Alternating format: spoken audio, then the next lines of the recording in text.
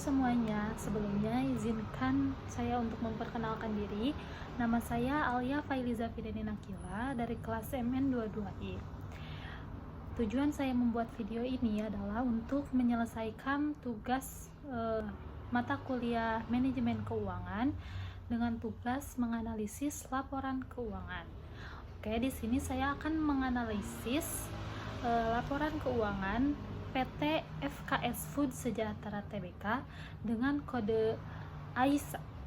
Oke, pertama-tama informasi penting yang saya dapat dari menganalisis laporan keuangan ini adalah yang pertama, yaitu ringkasan operasional, mencakup informasi tentang entitas tercatat, jenis laporan keuangan, periode penyampaian laporan keuangan, mata uang pelaporan, dan lain-lain. Untuk yang kedua, yaitu laporan posisi keuangan, mencakup informasi tentang aset, liabilitas, dan ekuitas pada akhir periode.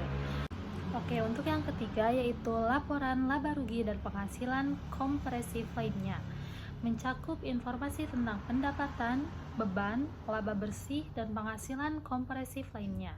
Untuk yang keempat, yaitu laporan perubahan ekuitas, mencakup informasi tentang perubahan dalam ekuitas selama periode. Yang kelima, yaitu laporan arus kas, mencakup informasi tentang arus kas dari aktivitas operasi, investasi, dan pendanaan selama periode.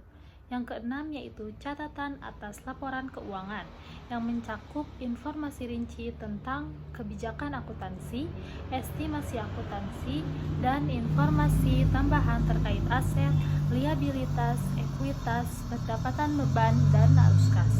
Oke, untuk yang selanjutnya yaitu ada hasil analisis laporan keuangan untuk PT FKS Food Sejahtera Tbk.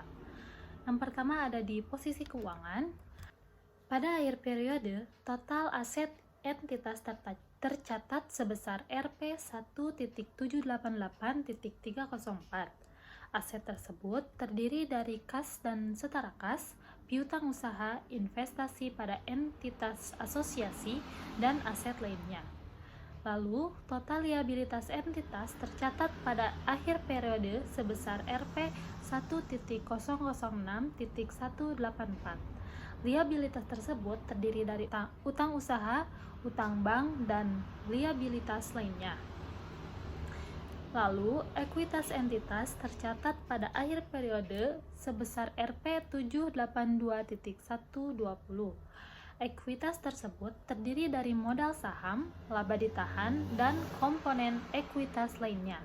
Dari laporan posisi keuangan, terlihat bahwa entitas tercatat memiliki aset yang cukup besar, juga memiliki liabilitas yang signifikan. Ini menunjukkan bahwa entitas tercatat memiliki kewajiban yang harus dipenuhi dalam jangka pendek maupun jangka panjang. Namun, ekuitas entitas tercatat juga cukup besar yang menunjukkan bahwa entitas tercatat memiliki modal yang cukup untuk menopang operasinya. Lalu, yang kedua ada kinerja keuangan. Pendapatan entitas tercatat selama periode tersebut sebesar Rp 456.440. Pendapatan tersebut berasal dari produk dan jasa. Beban entitas tercatat selama periode tersebut Rp 2.101. Beban tersebut terdiri dari beban operasional, beban bunga, dan beban lainnya. Laba bersih entitas tercatat selama periode tersebut sebesar Rp 129.318. Dari laporan laba rugi, terlihat bahwa entitas tercatat berhasil mencatatkan pendapatan yang cukup besar selama periode tersebut. Namun, beban yang dikeluarkan juga cukup besar, sehingga laba bersih yang dihasilkan tidak terlalu besar.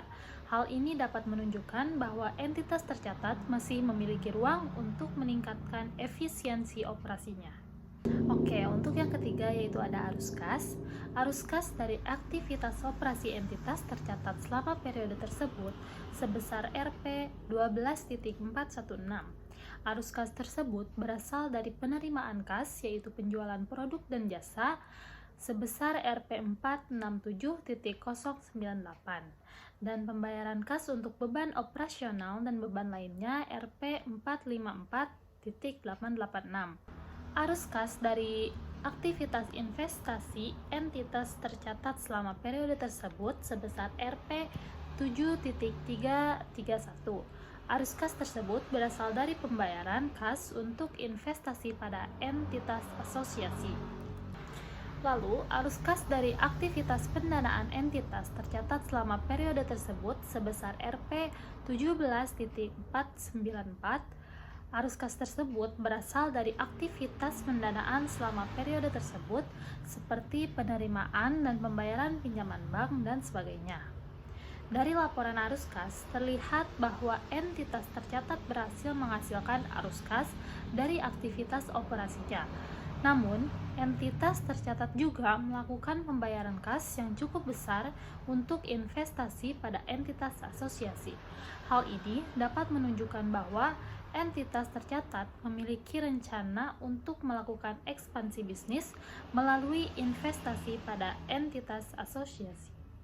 Dalam hubungannya dengan kinerja perusahaan, analisis laporan keuangan tersebut dapat memberikan gambaran tentang kondisi keuangan perusahaan dan seberapa efektif perusahaan dalam mengelola sumber daya yang dimilikinya. Namun, untuk mendapatkan gambaran yang lebih lengkap tentang kinerja perusahaan, perlu dilakukan analisis yang lebih mendalam dan melihat faktor-faktor lain yang mempengaruhi kinerja perusahaan seperti kondisi pasar, persaingan, dan faktor ekonomi lainnya. Oke, mungkin cukup sekian video dari hasil analisis tentang PT Food Sejahtera ini. Terima kasih sudah menonton. Bye-bye.